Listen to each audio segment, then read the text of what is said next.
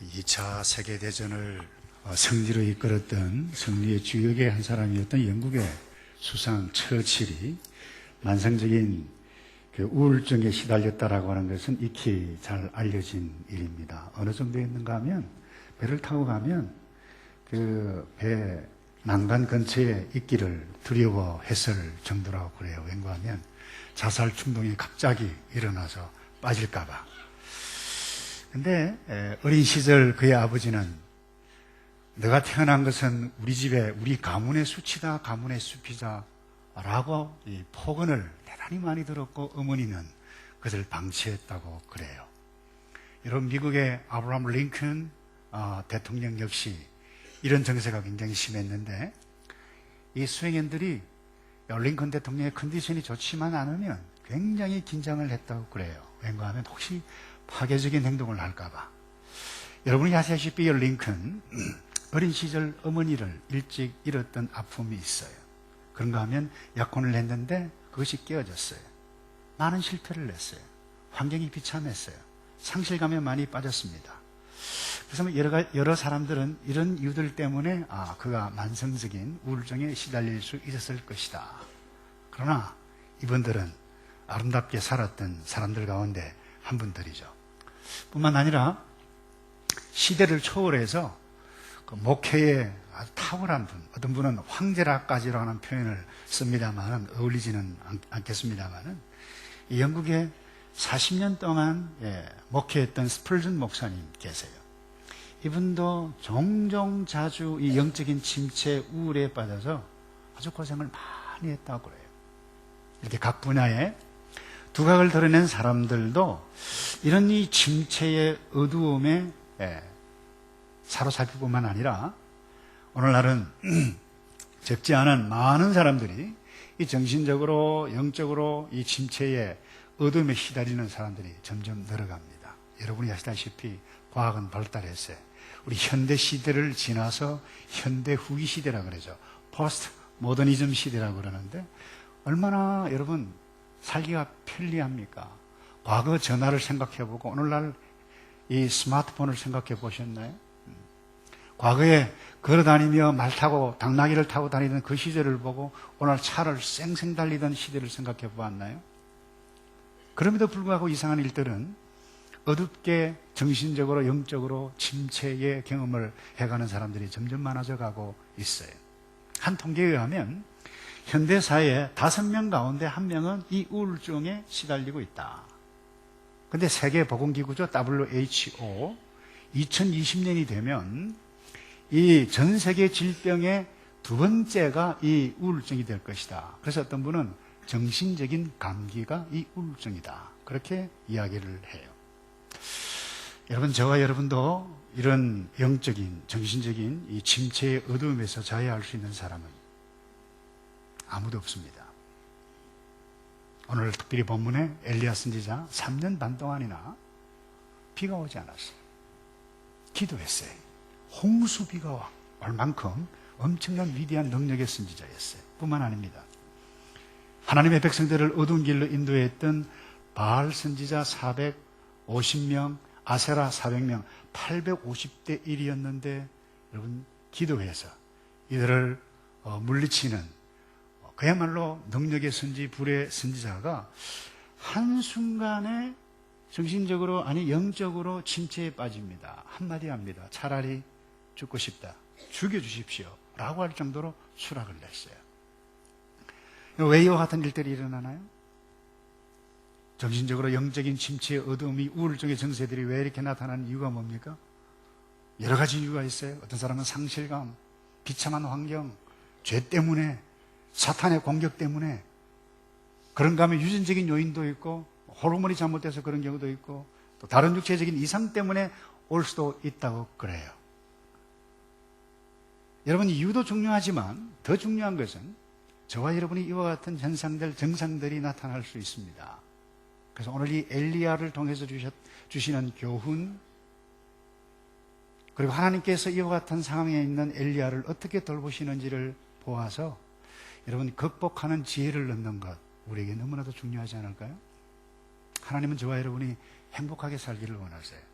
그것도 세상적인 관점에서가 아니라 주 안에서 하나님의 나라 가치를 가지고 바른 행복을 추구해가는 이 지혜, 우리 공동체가 계속해서 나누고 가고 있는데 여러분이 집중하시길 바랍니다. 하나님, 내가 주 안에서 이 땅에 살아가는 동안 주 안에서 어떻게 하면 행복할까요? 어떻게 해야 되죠? 여기에 집중하게 되어질 때에 후회가 좀 덜 하게 되어질 것이라고 확신하는데요. 여러분, 오늘 이 엘리야를 통해서 깨달아 할 수 있는 부분은 어떤 상황에서도 그렇던 생각, 그릇된 감정에 지배받는 것을 허용해서는 되지를 않습니다. 여러분, 엘리야가 왜 갑자기 죽여주십시오라고 했죠? 그 동기가 뭐죠? 이유는 딱 하나입니다. 이세벨 왕후가 보낸 사람이죠. 말 한마디 해서 내일 이맘때까지 너 죽일 거야. 너 만약에 죽지 않으면 다른 신이 나를 벌내릴 거야. 이런 악담을 했죠. 이 위협적인 말 한마디 들었는데 여러분, 기분 좋아할 사람 아무도 없어요. 근데 그 신경 쓰겠죠. 근데 여러분, 문제는 이 한마디 탁 듣고 이 한마디 그 말에 초점을 두었어요. 그러니 생각하고 또 생각하고, 그러니 무서웠어요. 자기 연민이 찾아왔어요. 그리고는 주변에 돌아보니까 뭐 사환도 있지만 도움이 안 돼요. 나를 돕는 사람이 아무도 없구나. 하나님의 일을 위해서 이렇게 일을 냈는데 나를 도와준 사람이 없구나. 일단 살아보아야 되겠다. 그래서 본문에 보면 생명을 위하여 도망을 갑니다. 여러분, 누구나 이런 상황을 만나면 이러기가 쉬울 것입니다. 그러나 우리가 이런 상황, 그 어떤 사람에게도 이런 위협적인 말을 들었을 때에 우리가 생각해야 하는 부분이 항상 이 생각이 옳은가, 참된가, 순결한가, 칭찬받을 만한가, 선한가, 경건한가를 생각하라고 사도 바울이 빌립보 교회 성도들에게 말씀했죠. 생각을 잘하라 그랬어요. 그래서 여러분, 이 엘리야를 죽이겠다라고 말했던 이세벨의 생각도, 이세벨의 말을 들어서 야, 이거 내 죽겠다라고 하는 위협을 느꼈던 엘리야의 생각도 그런 것이 아니었습니다. 여러분의 생각은 감정과 연결이 되어 있습니다. 그래서 바른 생각은 바른 감정을 낳고 그릇된 생각은 그릇된 감정, 부정적인 감정을 낳습니다. 그래서 저와 여러분의 삶에 일어나는 그 모든 사건을 부정적인 관점으로 본다라고 하면 그 부정적인 감정이 우리를 움직일 수 있어요. 건드려요. 기분이 나빠요. 그러나 좋은 생각을 하면 힘이 나요. 그래서 여러분, 그 어떤 상황 가운데도 생각을 잘해야 돼요. 해석을 잘해야 돼요. 여러분, 무엇이 저와 여러분 바른 행복으로 인도해 갑니까? 예수님께서 분명히 말씀하셨어요. 진리를 알지니 진리가 너희를 자유케 하리라. 여러분, 진리가 누굽니까? 진리가 누굽니까? 예수 그리스도예요. 여러분이가 예수 그리스도를 믿을 때 진리신 예수 그리스도가 우리에게 있어요. 성령이 그예요.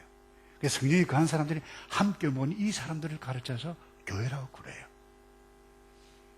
그래서 내가 내 속에 거하는 것이 그리스도니라고 고백했던 바울은 환경의 어려움이 와도 뛰어넘었다고 두 주 전에 말씀을 나누었는데, 내게 있는 것이 그리스도라고 고백을 한다라고 하면 별 문제가 없어요. 그런데 내 속에 예수님만 있으면 괜찮은데 내 안에 예수님도 있어요. 하나님께 영광 돌리면 모든 것이 문제가 되지 않고 깨끗하게 정리될 수 있어요. 그런데 뭐예요? 하나님께도 영광이고 나도 영광도 좀 받고, 이런 모습들이 저와 여러분의 모습이에요. 그러다 보니까 어려움이 있어요. 시험도 받아요. 그렇기 때문에 우리는 훈련해야만 합니다. 진리이신 예수 그리스도, 성령께서 이 엘리야를 통해서 말씀하시는 진리를 붙잡고 묵상하고 또 묵상하면 내가 무엇을 생각해야지? 여러분, 이 바른 생각을 하게 되어질 때에 감정이 달라집니다. 그러나 꼭 기억할 것은 사탄은 여러분 끊임없이 저와 여러분이 이 세상에 끝나는 그 순간까지 우리를 공격할 것입니다. 감정을 건드립니다. 생각을 건드립니다. 그런데 또 하나 기억할 것이 있어. 이 사탄은 예수 그리스도 하나님의 권세 안에 있을 뿐만 아니라 사슬에 매여 있어요. 근데 여러분, 아주 싸나운 개, 줄에 묶여 있는 개를 얼마나 심하게 쿵쿵 짖잖아요. 그 기분 좋아하는 사람 아무도 없어요. 어른들 괜찮아. 그런데 어린 아이는 어때요? 두려워합니다. 그래서 울어요. 조금 심한 아이는 휘까지 하는 것도 있어요. 잘 모르세요? 예. 왜요? 두려운 감정이 그를 지배했기 때문에 그래요. 기억하시기 바랍니다. 두려움의 감정이 잡히면 어린아이건 어른이건 예수를 오래 믿었건 관계없어요. 균형을 잃어요. 그래서 엘리야는 그릇된 생각을 했고 그릇된 감정에 지배당하고 있었음이 틀림이 없던 이유가 뭔가 하면 3절에 보세요. 제가 이 형편을 보고 일어나 그 생명을 위하여 도망하여 유다에 속한 브엘세바에 이르러. 자, 이 엘리야가 아합 왕이 통치했던 사마리아에 있었어요. 지금 나라가 이미 두 조각으로 나눠져 있어요. 북쪽 이스라엘이 있었는데 사마리아에서 살기 위해서 국경을 넘어서 유다 최남단에 있는 도시 브엘세바, 직선거리로 140km나 됩니다. 그런데 이 140km를요 성경에 보면 거의 하루 만에 도착했다. 제가 보고 머리로 이해가 잘 안 돼요. 여러분, 그 풀마라톤 42.195 맞습니까? 황영조 선수가 1994년 보스턴 마라톤 대회에서 들어왔던 시간이 2시간 8분 9초 정확하게. 근데 지금 현재 마라톤 세계 그 기록 보유자가 2시간 4분 됩니다. 이런 황연주 선수나 이런 기록 보유자가 쉬지도 않고 6시간 반을 달려야 도착하는 거리가 149입니다. 돌아가십니다. 돌아가신다니까요, 여러분. 근데 이 사반과 엘리야가 거기에서 140km 뛰었다는 얼마나 절박했으면, 얼마나 두려웠으면, 내가 이리 여기 탈출하지 않으면 죽는다, 죽어. 그만큼 심각했기 때문에 신체적으로 탈진 상태가 일어났어요. 그래서 4절에 보시면 스스로 광야에 들어가 하룻길 좀 행하고, 자 보세요. 140km 왔는데 오늘 본문에 보면 여기에서 또다시 사환을 두고 혼자 하룻길을 더 들어갔어요. 그러니 거의 탈진 상태가 일어났죠. 돌아가시기 일부 직전이죠. 그러니 쓰러졌어요. 한 로뎀나무 아래 앉아서 죽기를. 여러분, 로뎀나무가 크지를 않습니다. 오아시스도 아니에요.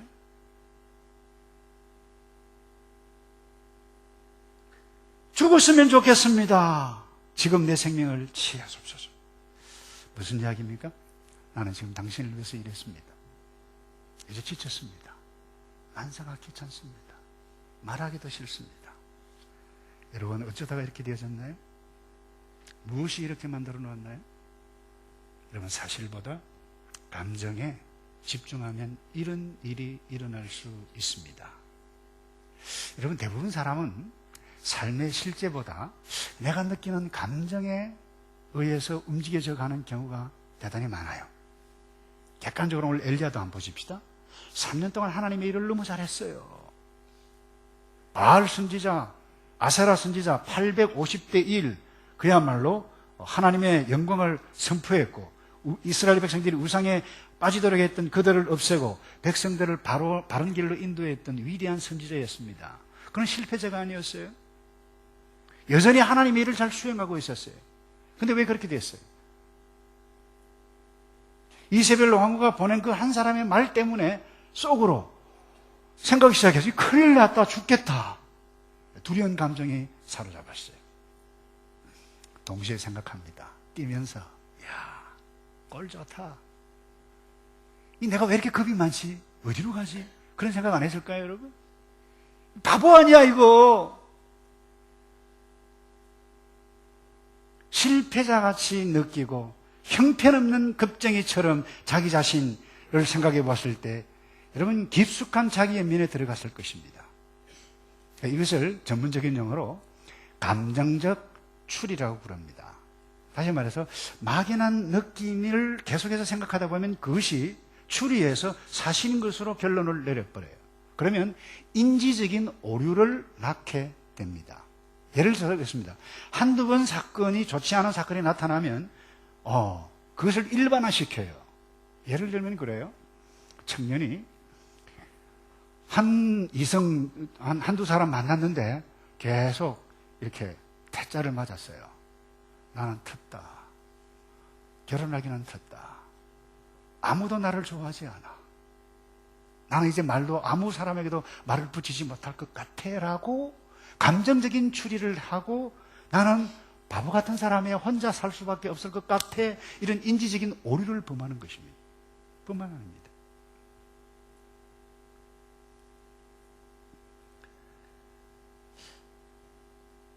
내가 성도인데 어떤 일들로 인해서 이런 생각이 나. 야, 너 집사야? 목사야?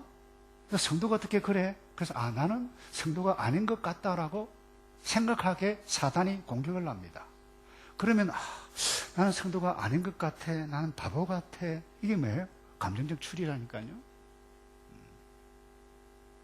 그래서 빠져 무너져요. 그래서 여러분 감정에는 때로 거짓이 있습니다.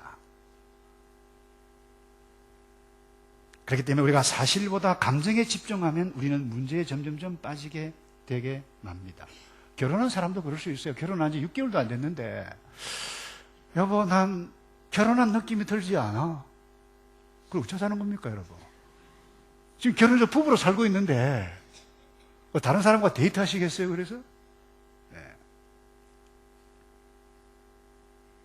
여러분 감성이 중요합니다.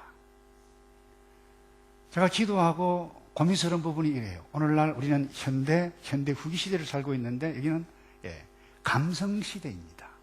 우리 젊은이들 일부 예배 때도 말씀을 드렸는데 우리 선생님들에게 이런 주일 학생들, 시니어, 주니어, 청년들까지 여러분 감성에 민감해요. 필이 꽂히면 그냥 가는 거예요. 여러분 찬양, CCM 좋아요. 그러나 감정이 우리를 인도하면 곤란해요. 하나님의 약속의 말씀에 의해서 우리가 예배, 찬양으로, 기도로 나아가야지 감성에 젖어가면 곤란하게 되어집니다. 오늘날 직통 계시를 받는 사람들이 굉장히 많아요. 사실 직통 계시 받았던 사람들은 이미 예수님 시대 이후 때부터 굉장히 많아요. 중세 시대도 많아요. 여러분 퀘이크 교도를 들어보셨나요? 한국을 대표적으로 이 함석헌 씨가 퀘이크 교도였는데 이분들은 지금 공동체 생활을 해요. 자기들끼리 모여가지고 그냥 앉아요. 묵상에 하나님께서 말씀해 주실 것이다. 그러다가 벌떡 일어나가지고 이스라엘이 메마르다. 메마르게 살아서는 되지를 않는다. 뭐 이렇게 한마디 하고 가만히 있어요. 또. 그러다 아무 반응이 없으면 그냥 모임 끝이에요. 여러분 뉴 에이지 오늘날 영성운동 그 사실 이 큐티도 지도를 받지 아니하고 큐티하면 이 성경 읽다가 2단 3단 되는 경우가 많습니다. 여러분 감정에는 때로 거짓이 있습니다. 그런데 더 재밌는 것은 일부 이 심리학자들은요 감정 문제가 있느냐 감정 감추지 말라. 솔직하게 해라. 그래야 건강하게 살아갈 수 있다. 아니면 병든다. 화병 난다. 화병 나. 맞습니까? 틀립니까? 맞아요. 중요한 가르침이에요. 그러나 다 맞지를 않습니다. 여러분 우리의 감정을 일부 발산해야만 합니다. 그러나 결코 다 맞는 것이 아닙니다. 왠가 하면 감정은 믿을 만한 것이 못 되는 경우가 많이 있기 때문에 그래요. 그래서 성경은 말씀합니다. 진리를 알지니 진리가 너희를 자유케 하리라. 성경은 감정대로 살지 말고 진리와 함께 살라고 가르칩니다. 왜냐하면 진리신 예수 그리스도, 이 예수 그리스도 하나님께서 이미 영감받은 사람들이 계시를 완성해 놓으셨어요. 요한계시록에 이 계시에 더 추구하는 자들에게는 벌이 있을지어다라고 말씀하셨어요. 근데 오늘 직통계시 받는 사람들이 너무 많아요. 그럼 두 번째, 여러분 그 어떤 형태든지 비교하거나 과장하지 말아야만 합니다. 4절 보실까요? 자, 엘리야가 이렇게 고백하죠. 여호와여 넉넉하오니 지금 내 생명을 취하옵소서. 나는 내 열조보다 낫지 못하나이다 하고. 근데 비교를 하기는 하는데 이 엘리야가 약간 이상한 비교를 해요. 내가 우리 조상들보다 결코 낫지 못하다, 나았다고 생각했던 것 같아요. 그죠? 어떤 상태이든지 어떤 형태든지 비교는 여러분 바른 행복, 바른 지혜를 얻어가는데, 진리대로 행하는데 도움이 되지 못합니다. 내가 낫다고 생각하면 못한 사람과 비교하면 우쭐대서 교만합니다. 목에 힘이 들어갑니다. 하나님 앞에 바로 설 수 없어요. 죄송하게 살 수밖에 없습니다. 근데 잘 나가는 사람과 비교하면, 아니 저 친구 고등학교 내보다 공부도 못했는데 왜 잘 나가? 열받아요. 자기 연민에 빠져요, 여러분. 모든 사람에게는 약점과 강점이 있습니다. 사람은 비교 대상이 아닙니다. 이야기했죠?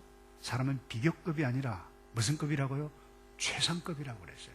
하나님께서 저와 여러분을 이 땅에, 어제 가정환경, 어제 그게 중요한 것이 아니라 내가 선택할 수 없는 그 부분은 하나님의 섭리입니다.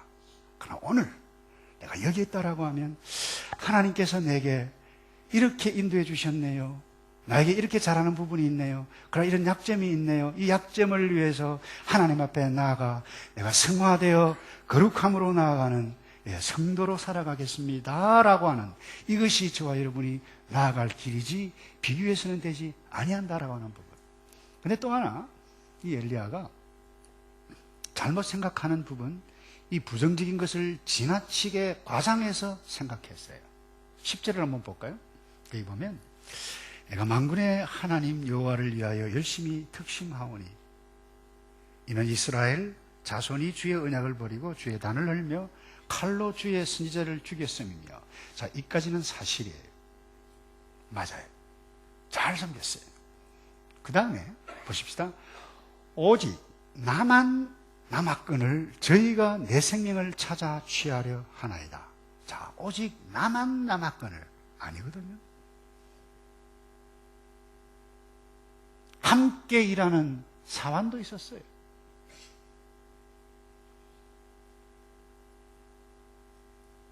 나는 열심히 일했는데 오직 나만 혼자 남았습니다. 남은 것은 저 악한 왕후 이세벨, 아니 모든 사람이 나를 죽이려고 생명을 위협하는 이것밖에 없습니다. 이렇게 지금 과장해서 이야기를 하고, 나는 실패한 것 아닙니까?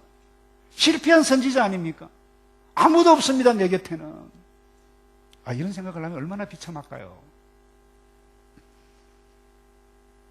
내가 열심히 가정을 섬겼고 목장을 섬겼고 교회를 섬겼고 열심히 일을 했는데 내게 돌아오는 것은 오해고 비방이고 내 옆에는 아무도 없고 나 혼자 외톨이만 되었습니다.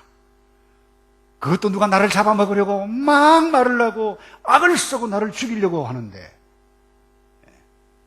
어떻게 이런 일이 내게 일어날 수 있습니까? 하나님 길게 말할 거 없습니다. 죽여 주십시오. 그냥 나 아무것도 하기 싫습니다. 이런 의미. 여러분, 그가 한 말이 맞아요? 틀렸다는 것입니다. 여러분 기억하시기 바랍니다. 여러분이 하나님 앞에 행한 일은 그 역사에 명확하게 남습니다. 아무것도 없는 것이 아니에요. 나의 기도로 되지 않는다고 해서 실패한 것이 아닙니다. 하나님은 나의 실패를 통해서도 더 위대한 일들을 행할 수가 있는 것입니다. 아마 엘리야는 나는 실패자다, 나는 이제 죽어야 마땅하다라고 그렇게 생각을 했는데 지나치게 부정적인 것을 과장했어요. 실제로 하나님께서 뭐라고 말씀하셨습니까? 그 전에 이 부분을 두고 이 유명한 구약학자인 영국의 존 레인이라고 하는 분이 있어요. 이분이 딱 한마디 언급을 했더라고요. 엘리야는 오해를 하고 있었다. 위로가 되더라고요. 엘리야는 오해를 하고 있었다. 여러분, 모든 사람 다 반대하는 것 아니에요. 이세벨 일당들만 반대하고, 그리고 남은 자가 엘리야 혼자가 아니에요. 18절을 한번 보세요. 여기 보면 아직도 바알에게 꿇지 아니한 7,000명의 선지자들이 남아 있었습니다. 엘리야는 문제를 과장했어요. 그러면 영적 어두움이 찾아옵니다. 마지막으로요, 여러분, 어려움 속에서도 여러분들이 어디에 집중해야 할 것인가를 꼭 기억해야 되는데, 저와 여러분이 어두움, 실패, 그야말로 망할 일보 직전까지 있어도 여러분이 적어도 하나님의 백성이라고 하는 것을 확신한다라고 하면, 한번 따라서 할까요? 하나님은 여전히 일하십니다. 여러분, 이 부분에 집중하시기를 바랍니다. 죽여달라고 하는 이 엘리야에게 하나님께서 어떻게 다루십니까? 5절을 보세요. 로뎀나무 아래 누워 자더니 천사가 어루만지며 이르되 일어나서 먹으라 하는지라. 여러분, 오해하시면 곤란합니다.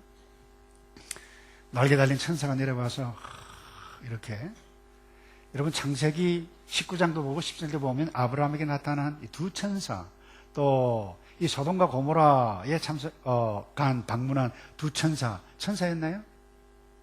네. 천사 맞죠? 맞는데 원어를 써서 죄송합니다. 갑자기 멜렉이라고 하는 단어인데, 이것은 하나님께서 보내신 사자를 가르칩니다. 사람의 모습으로 나타났습니다. 네. 여기 사람인지 천사인지 전 잘 모르겠어요. 때로는 이 사자가 사람일 수 있고, 이 때로는 이 사자가 멜렉이 까마귀도 될 수도 있습니다. 직접 음성을 내릴 수도 있는 것입니다. 근데 여러분, 여기에는 중요한 것은 거기에 너무 신경 쓰지 마시고요. 하나님은 여러분이 비참한 지경에 있는 엘리야에게 어루만지시고 어떻게 하셨나요? 쉬게 하셨어요. 먹을 것을 주셨어요. 아마 제 같으면요, 죄송합니다, 발 툭 차면서 툭 차고, 야 엘리야 일어나. 이 꼴이 뭐야? 네가 선지자야? 네가 목사야? 부끄럽지도 아니하니? 그런데 하나님은 그렇게 하지 않으셨어요. 위로하셨어요. 격려하셨어요. 두 번째로 다시 나타나셨어요. 여호와의 사자가 또다시 와서 어루만지며 이르시되 일어나서 먹어라. 먹을 걸 가져오셨어요. 너가 길을 이기지 못할까 하노라. 그래서 이것을 먹고 힘을 얻어서 40일 동안 걸어서 어디까지 갑니까? 오늘날 이집트까지 갑니다. 시내산, 호렙산까지 갑니다. 거기서 동굴에서 하나님의 세미한 음성을 만납니다. 여러분, 하나님은 결코 우리를 정죄하지 않습니다. 예수님 보세요. 가룟 유다에게 정죄하지 않으셨어요. 오늘 본문에도 하나님은 결코 우리를 비아냥거리지 않았습니다. 야, 너 잘 뛰대. 140km. 너 황영조보다 더 빠르더라. 신기록이다, 신기록. 그렇게 하지 않으셨어요. 격려하셨어요. 너 혼자가 아니야. 7,000명이나 더 있어. 하나님의 나라는 끝이 아니야. 여러분, 가까이 있는 여러분의 형제 자매들은 여러분을 정죄하고 때로는 여러분을 무시할 수 있을 것입니다. 그때 여러분이 좌절당하는 그 순간에도 여러분, 그 좌절을 하나님께 드리고 엘리야를 다루시는 그 하나님을 쳐다보시기를 주님의 이름으로 축복합니다. 여러분, 하나님은 호렙산으로 계속 도망쳤다고 봐야 되겠죠. 도망친 그곳에서 하나님께서 이 엘리야에게 새로운 사명을 주세요. 제가 이 말씀을 확인하는 동안 제가 감동을 많이 받았어요. 하사엘에게 기름을 부으러 가라. 그리고 아람 왕이 되게 하라. 아람이 뭐예요? 시리아 땅이에요. 자, 보세요. 사마리아에서 유다 국경을 지나서 브엘세바예요. 시리아는 어디예요? 요단강 건너 이쪽에 있는 나라예요. 기름을 부어라. 여기에 끝나지 않습니다. 예후에게 기름을 부어서 아합 가문을 완전히 멸망시킨 사람이 누굽니까? 예후입니다. 그리고 또 하나 하나님께서 일을 부탁합니다. 아니, 사명을 주십니다. 또 사밧의 아들 엘리사에게 기름을 부어 너를 대신하여 선지자가 되게 하라. 무슨 말입니까? 후계자 세워라. 엘리사에게 기름을 부어 너를 대신하여 선지자가 되게 하라. 그래서 여러분 집에 돌아가셔서 그 다음 부분을 읽어보세요. 그대로 행합니다. 말씀을 정리하겠습니다. 엘리야는 일어났어요. 하나님께 주신 사명을 계속하셨어요. 여러분 예수님 기억하시나요? 베드로가 반대했습니다. 주여 그리마옵소서라고 했을 때 비켜라 그랬어요. 백성들이 뭐라고 그랬습니까? 내가 하나님의 아들이냐 그랬어요. 그 얼마나 비참할까요? 그 감정이.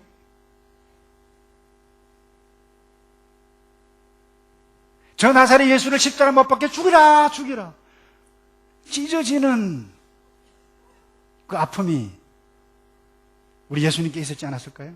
그러나 예수님은 당신께서 하실 일을 묵묵히 걸어가셨어요. 하나님은 출애굽 시절에만 역사하셨던 분이 아닙니다.